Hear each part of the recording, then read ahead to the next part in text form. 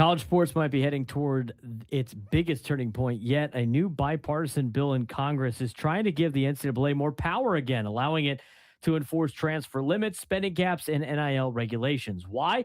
Well, because leaders across college athletics think the current system is spiraling out of control.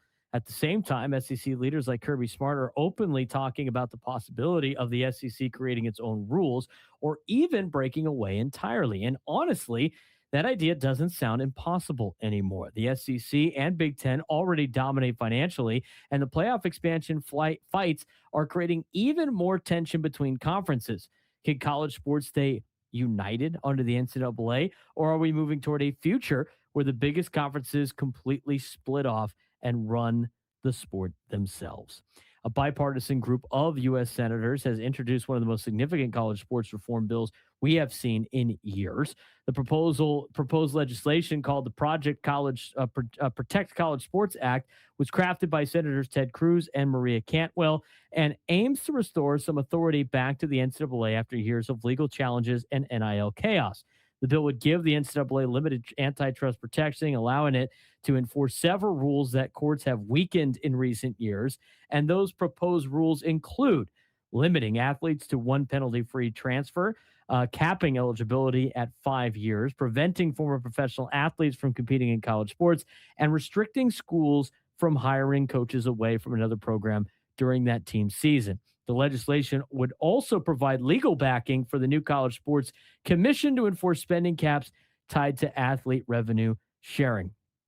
Frank, as I go through a lot of these things that are in this bill, I hope it passes because these are the rules that the NCAA has lacked for the last decade plus when it comes to balancing and evening the playing field. There's so many rules in college athletics, especially football, that just don't make any sense. And unless they get some limited antitrust protection, none of these rules ever hold up in the court of law, which gives the NCAA the biggest problem that they have had in this new era of NIL. Yeah, the new era of NIL has ushered in effectively a runaway freight train as far as college athletics, more specifically football, is concerned. At the heart of this bill is an attempt to slow down what many leaders believe has become an unsustainable spending race in college athletics. Even though schools agreed to revenue sharing caps through the House settlement framework, many programs have reportedly found ways around those limits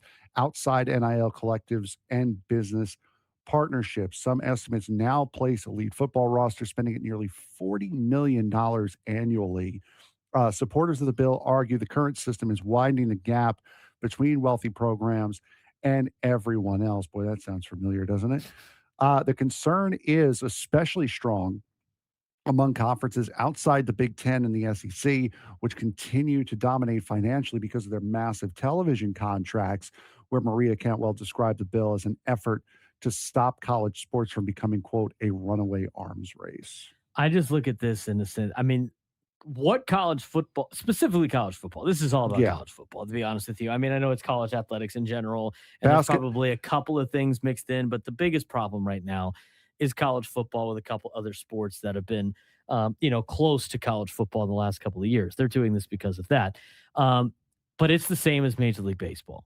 Mhm. And it's the rich keep getting richer and unlimited spending and unlimited transfers, which means unlimited free agency. I mean, there's so much of that involved in these leagues right now, and money and greed is leading the way. It's leading to a worse product, not only in Major League Baseball, but here in college athletics. And there need to be rules in place in order to make this thing competitive and probably ultimately probably make more money for the entities at B. And I think united and being united on this is a lot better than going your separate ways. And in doing so and trying to limit the spending and prevent some of the schools from outspending everybody, what you have to do, just like Major League Baseball is thinking about doing, is what the NFL collectively did a handful of years ago. And that was we're going to pool our TV contracts together and we're going to benefit. We're going to have everybody benefit from this. And it's ultimately going to make a more competitive environment. And that's exactly what's going to go on in college athletics. One of the most interesting pieces of this legislation involves conference television rights. The proposal would allow conferences to negotiate media deals collectively as one large group if enough schools agree to participate. The idea is to reduce the financial gap between conferences by sharing television revenue more evenly across college football. However, there is skepticism about whether the SEC or Big Ten would ever agree to give up the financial advantage they currently hold. In Major League Baseball, they've convinced the Dodgers, Mets, and Yankees to do Mhm. that. Obviously, these power conferences, I don't know if it's going to be as easy of convincing. Um, but the bill also attempts to stop future college conference realignment, expansion involving the SEC and Big Ten. They basically want to put all the rules back to what they were, the landscape to what it was. They're going to allow players to get paid, but you have a limited amount of resources you can use to make it fair, and you can't poach coaches. I mean, they basically are combining old college football and new college football with all the benefits of both and are eliminating all the dumb rules, or should I say lack thereof, in the process. No, absolutely, and it's because of this making the land flat again, is now the SEC is possibly thinking about breaking away from it. Uh, Kirby Smart openly discussed the idea of the SEC potentially operating independently if the NCAA and federal lawmakers cannot create a stable system. Smart echoed comments made from Jerry Moorhead, who recently suggested the SEC may eventually need its own governance structure and rules. The frustration centers around ongoing litigation against the NCAA, NIL spending concerns, playoff expansion disagreements, and a lack of consistent national rules. Smart made it clear he supports the athletes making money, but believes the schools need to do more to level the financial playing field. Yeah, they need to do more. The other, or the schools need to do that, but at the same time, if the SEC wants to break off, go ahead. Don't let the door hit you on the ass. I mean, you're going to turn in the UFL at that point in time. I just think their arrogance is eventually going to ruin them down there in the southeastern part of the Mhm. United States.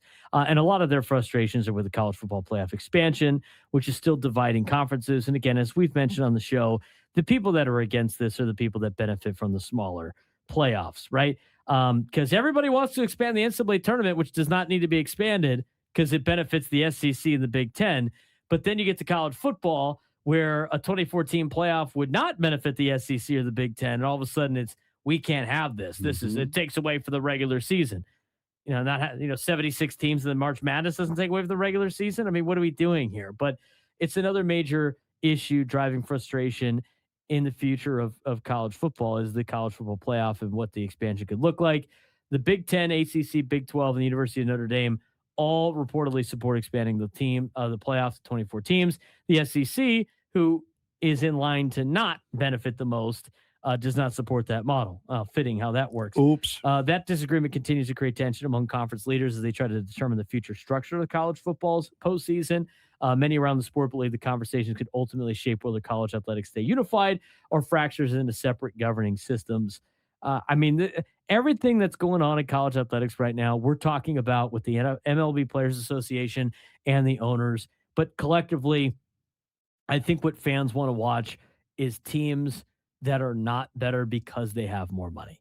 They are better because they do things the right way and they can build teams. And I think a lot of fans are fed up with this. And the only fans that aren't fed up are the ones that have benefited so far. But both college football and Major League Baseball are going down a dangerous path where they might, instead of, cashing in on, their sport, they could ultimately go bankrupt on this thing and have and just lose out on tons of money because of their greed, ironically. So that's really the message for Major League Baseball and for the college sports world. It seems like both are trying to trend though in the right direction.